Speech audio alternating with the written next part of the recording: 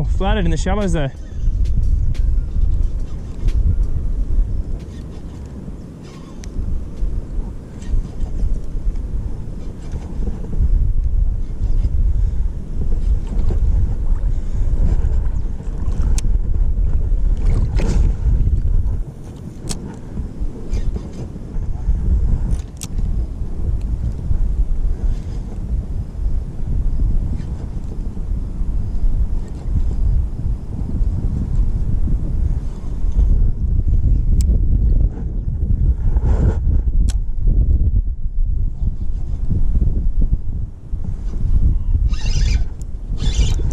Yep. Flathead. Nice back. Ha! Got him. Got him.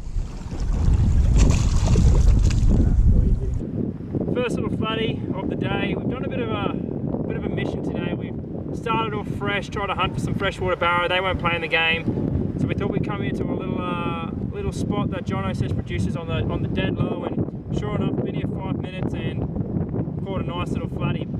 We are here chasing barra and jacks. It might be a bit cold, but I wouldn't say no to a couple flathead. And that was taken on the 4.5-inch brim prawn. Absolutely just smashed. In these cooler months, you want to fish with, you know, your prawn imitations and stuff like that, because that's when these fish are hunting for the prawns in the winter, because that's when they're thick as. So we'll take the hook out and we'll let him go. But that's a nice fish to start the day. Righto, happy snaps are done. Get the hook out, hooks out, and we'll let him go. Gotta be careful with these guys, eh? They've got a little bit of a poisonous barb on the top, but it's a nice little fish. Alright, we'll let him go. Look at that. Look how well he camouflages. This is why these guys on these sand flats are the ultimate predator.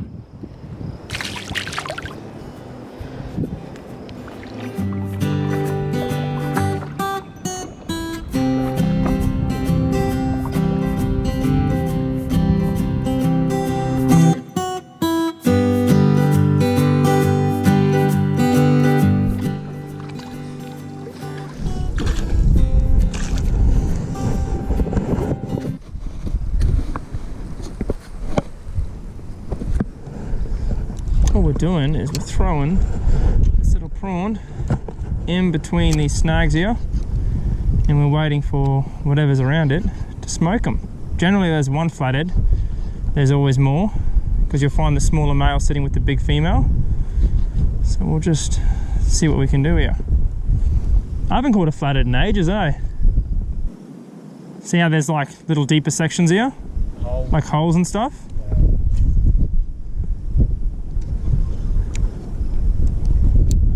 Go upstream with you because your lure's already coming back down. This is like where you'd find the flatties hanging around this stuff here, in those holes there. Yeah. I love the holes though. Yeah. But you know when you get the drains and there's the veins all full? Yeah. Sitting straight They'll sit in there.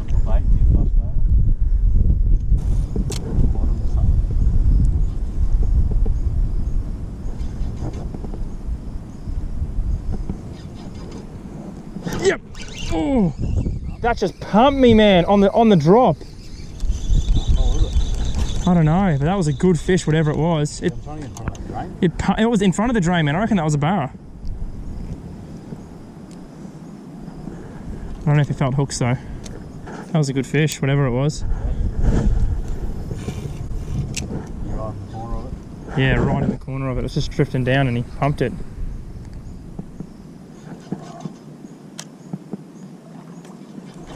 Yep, got him. Flathead, I reckon, or a cod. Another little flathead.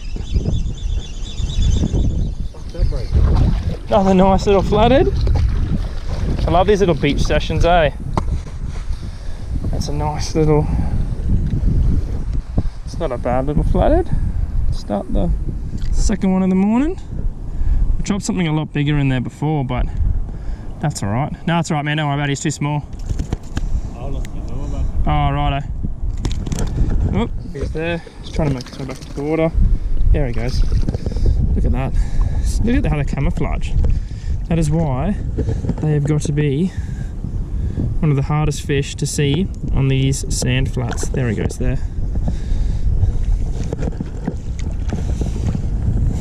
Look at that. What a pretty little fish. There he goes. Sweet.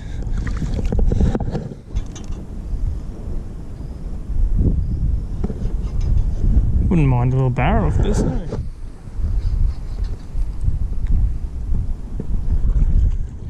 Just flicking a little bit of trees here. The thing with flatheads is they can, they can live in bugger all water. You can get them in 20 centimeters of water, and big ones too, so. What? You've got to fish as much water as possible. Anything that looks fishy, that's holding a few snags or whatever, fish it, because you never know what's in there. I'm probably not doing the smartest thing in the world. There are crocs in here, but I'm trying to, the water is super clean, and I'm trying to stay in the shallowest parts for as long as possible, so I probably still wouldn't really recommend it. Come on, I really want a nice barra, like a nice sea run barra would be fantastic. So when this tide's running this heavy, what you want to do is you want to be trying to find that slack water, because what will happen is the barra will be sitting in there waiting for the mullet and prawns and stuff to also go in there, because they're going to want to get out of the current just as much as the barra, and they're going to ambush them as they're sitting there, as they're coming in waiting. Don't want to try and do too many risky casts here, because I don't want to lose my gear, obviously.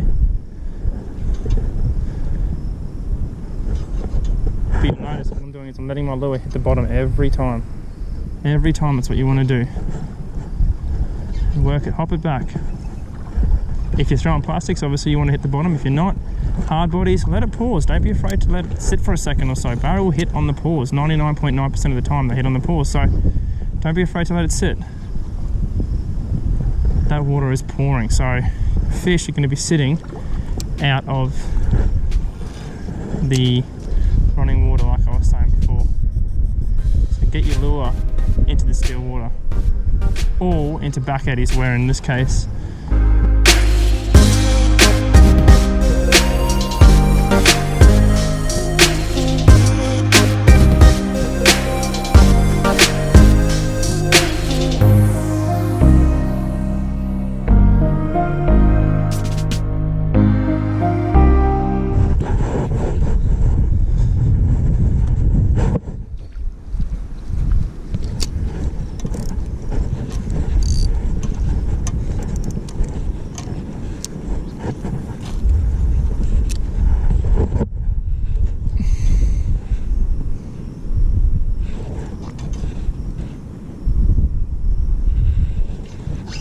oh, yep. Flathead, nice.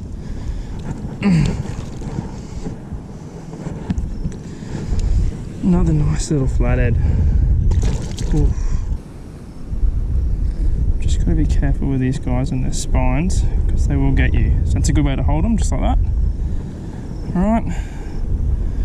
He actually hit this once, felt him, and he came back and he smacked it again, so that's pretty good.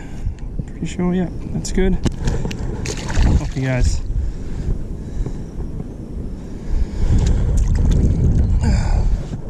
Alright, we're up again. Let's go again. Went a heavier jig head, so I'm getting down easier.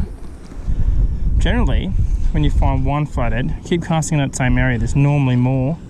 You'd find a bunch of little males or a big female or something, because the females are generally the bigger of the two.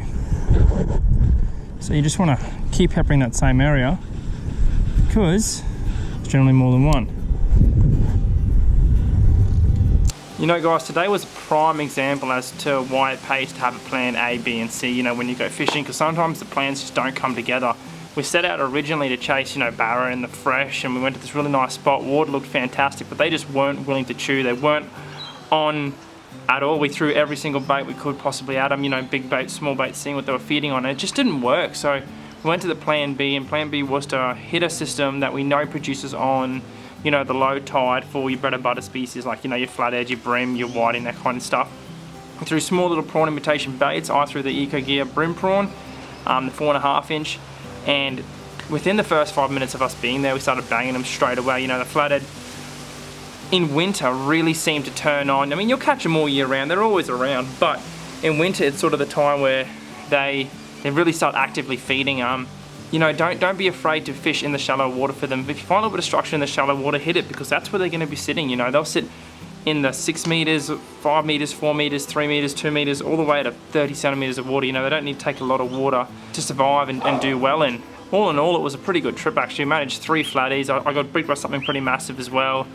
But you know what, sometimes it's not all about your fish you catch. I mean, I would have loved a big barra and stuff, but like I said, it's not all about the fish you catch, it's about where you go, who you spend time with. Yeah, like I said, it's all about coming up with a game plan and going out and knowing what you're going to do if something doesn't turn out. Once again guys, thank you for watching. I hope you enjoyed the video. If you did, please like, please subscribe, do all that good stuff, and I'll see you in the next video. Out.